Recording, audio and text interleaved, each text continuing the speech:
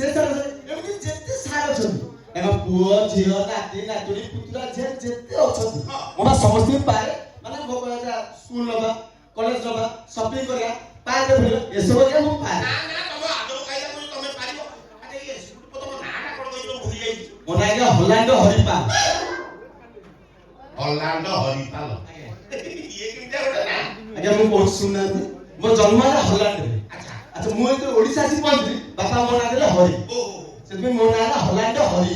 ଆଉ ଯୋଉ ପାଲ ହଁ ବଢିଆ କଥା ପଚାରିଛି ମୁଁ କହିଲି ଶୁଣନ୍ତୁ ମୁଁ ଜନ୍ମ ହେବାର 21 ଦିନ ପର୍ଯ୍ୟନ୍ତ ଖାଲି ପାଲରେ ବଢି ଚାଲିଲି ଏପଟେ ଉଡ଼ିଲି ସେପଟକୁ ସେପଟେ ଉଡ଼ିଲି ଆସିଲେ ଏପଟକୁ ଏଇ ସ୍ମୃତିକି ମନେ ରଖିବା ପାଇଁ ପାଲ ଆଉ ମୋ ନାଁ ଚାଇନା ତମ ନାଁ ହଲାଣ୍ଡ ଆଉ ମୋ ଝିଅ ନା ହଲାଣ୍ଡ ହେଇଥିବ ଜାପାନୀ ବୁଝିଲ ତା ଫଟେଇ କିନ୍ତୁ ଗାଲ ମୋ ସାଙ୍ଗରେ ହଉନି ଯେ ଏରେ ଗୋଟା ସ୍ନେହରେ ଲାଗେ ସୁନ୍ଦର ସୁନ୍ଦର ଆଉ କାଇଁ ଡେରି କରୁଛନ୍ତି ଆଜ୍ଞା ଆପଣ ଯୋଉ ଡାକୁନାହାନ୍ତି ଡ୍ୟୁଟି ଆରମ୍ଭ କରିଦો କଲେଜ ଯିବା ଟାଇମ୍ ହେଇଗଲା ତମ ଡ୍ୟୁଟି ଆରମ୍ଭ କରି ମୁଁ କାଟିବି ଏ ସୁନ୍ଦରୀ ଏ ପ୍ରଭୁ ଏ ସୁନ୍ଦରୀ ସୁନ୍ଦରୀ ପିଲା ଚାକିରିଟା ତ ଦରମା ପଛେ ନ ହ୍ୟାଲୋ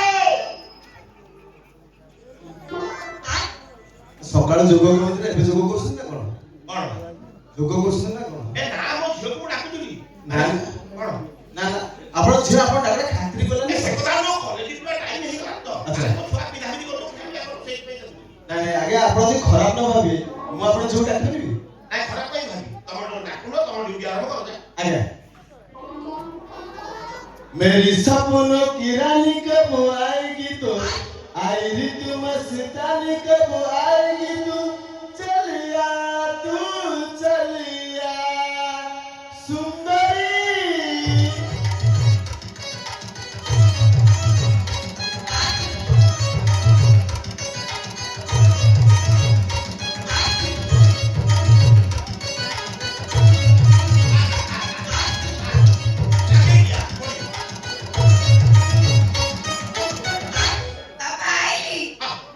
ढेरा दिया ये आपन ଝିଅ ହଁ ମୋ ସାନ ଝିଅ ବା यार ना सुंदरी ହଁ ଆପଣ ଦେଖିନା ଜାତକ ଉଠିଥିଲା ଗୋଟିଏ ଚାଉଳରେ ବଡ ବାପା ଦେଖିଲା ଆଖି ଲାଖି ଯିବ ସୁନ୍ଦରୀ କିଏ ନଥିଲା ହାତୀ ବୋଲି ଦେଲେନି ବହୁତ ବଡ ବଡ କଥା ଏମିତି କଣ କଥା କହୁଛୁ ତ ବଡ ବାବୁ କହି ଆଗେ ଚାକିରି ଟା ନାଇଁ ବାପା ତମେ ତାଙ୍କ ବଡ ବାବୁକୁ କୁହନି କି ଚାକିରି ଖାଅନି ଆଉ ଇଏ ସିନା ମତେ ହାତୀ କହିଲେ ମୋ ସାଙ୍ଗସାଥି ଆହୁରି କେତେ କଣ କହୁଛନ୍ତି କଣ କହୁଛୁ କିଏ ମତେ କହୁଛି ମୁଁ କାଳେ 500 ଲିଟରିଆ ପାଣି ଟାଙ୍କି କିଏ କହୁଛି ମତେ ଓଥରି ଷଣ୍ଢ କିଏ କହୁଛି ମତେ ଅରଣା ମଇଁଷି ଆଉ କିଏ ମତେ କହୁଛନ୍ତି ମୁଁ କୁଆଡେ ଗରିଲା ଭଳିଆ ଦେଖା ତମ ଚେହେରାଟା ଯା ସେ ଅନୁସାରେ ନାମ କଣ କରିବେ ନା ଆମ ବଗଲ କୋଇଲି ବି ଡାକିଥାନ୍ତେ ଆରେ ସত্যି ନୁହଁ ଆଜ୍ଞା ଆଉ କେତେ କଥା କଣ କି ମୋ ସାଙ୍ଗସାଥି ସବୁ କଥାବାର୍ତ୍ତା ହଉଥିବେ ତାଙ୍କ ଭିତରେ ମୁଁ ଯଦି କିଛି କହିଦେବି ମତେ କହିବେ ହେ ତୁ କିଛି କହନା ତୋ ଭଏସ ଟା ଖରାପ ତୁ କଥା କହିଲା ବେଳକୁ ଲାଗୁଛି ଯେମିତି ବିଲ ମଝିରେ ଶିଆଳ ଭୁକୁଛି ନାଇଁ ଆଜ୍ଞା ମତେ ଆପଣ ଯୋଉଥିପାଇଁ ସିକ୍ୟୁରିଟି ସାର୍ ରଖିଛନ୍ତି ଆପଣ ଝିଅକୁ ଆପଣ ନିର୍ଦ୍ଦନ୍ଦରେ କଲେଜ ପଠାନ୍ତୁ କାହିଁକି ଇଏ ଯୋଉ ବାଳ ମାର ଏହାର ଧ କରିଦେଲା ୟା ପଛରେ ପଡି ସମୟ ନଷ୍ଟ କରିବି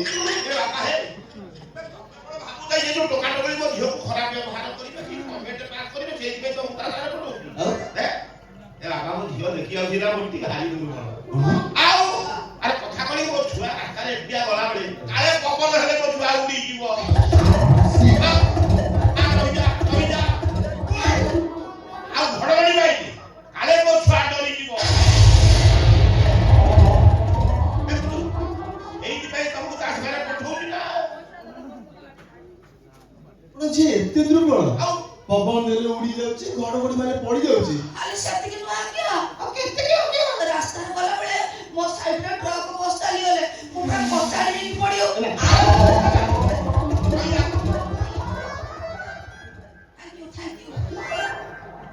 ଇଂଲିଶ ବି ଶିଖୁଛି ଥ୍ୟାଙ୍କ ୟୁ ଆଚ୍ଛା ମତେ କହିଲେ ଆପଣ ଯିଏ ଏତେ ଦୁର୍ବଳ ଆପଣ ତ ଖାଇବାକୁ ଦଉନାହାନ୍ତି କଣ ଏମିତି ଦଉଛନ୍ତି କହିଲେ ସକାଳେ କଣ ଦଉଛନ୍ତି ସେରେ କ୍ଷୀର ସେଇଟା କଣ ସେଇଟା କହୁନାହାନ୍ତି ଲିଟର ବୋଲି ସେରେ କାହିଁ ମାନେ ଗୁଣ୍ଠେ ପାଣି ଦେଲି ବୋଲି ଅତି କଥା ଶୁଣ ଖରାବେଳେ କଣ ଦଉଛନ୍ତି କୁହନ୍ତୁ ଠିକ ଅଛି ସନ୍ଧ୍ୟାବେଳେ ଆଚ୍ଛା ରାତିରେ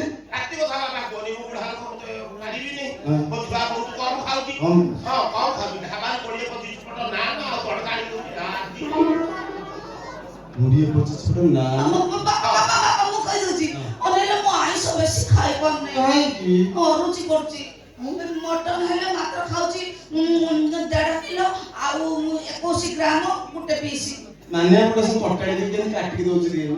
ବାବା ଆଉ ଚିକେନ ହେଲେ ସେ କିଲୋ 971 ଗ୍ରାମ ଆଉ 2-3 ପିସ୍ ମାତ୍ର ହଁ ଯାହା ମାପିକି ଖାଉଛ।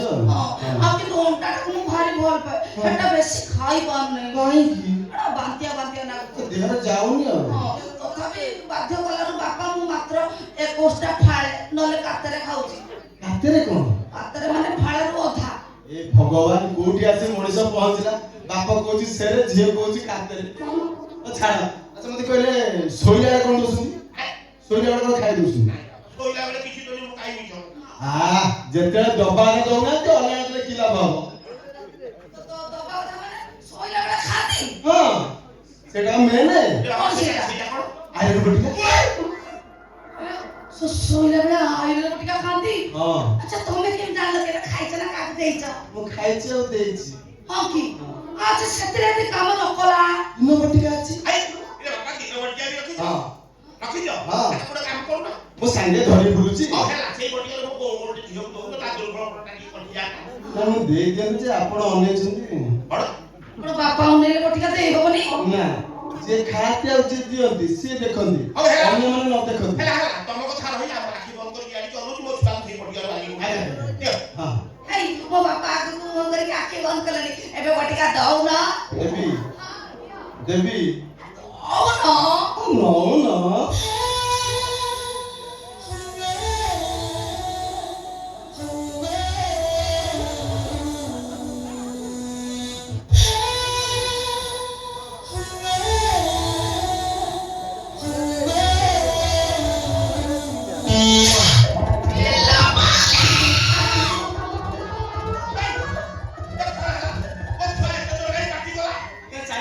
ଆପଣ ଭଲ କି ମନେ ପକେଇ କହିଲେ ଆପଣଙ୍କ ଝିଅ 18 ବର୍ଷ ଭିତରେ ଏମିତି କେବେ ଚିତ୍କାର କରିଥିଲା କି?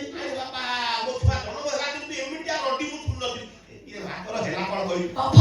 କଣ କହିବି ବଟିକା କି ମିଠା ଲାଗିଲା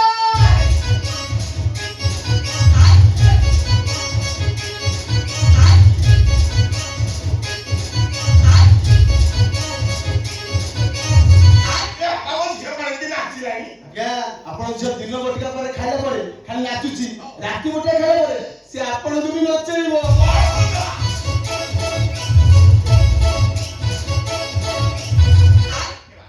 ସେଇ ବଟିକା ମତେ ଗୋଟେ ଦଉନ ମୋ ଝିଅ ଭଳିଆ ମୁଁ ଟିକେ ଷ୍ଟ୍ରଙ୍ଗ ହେଇଯାଏ।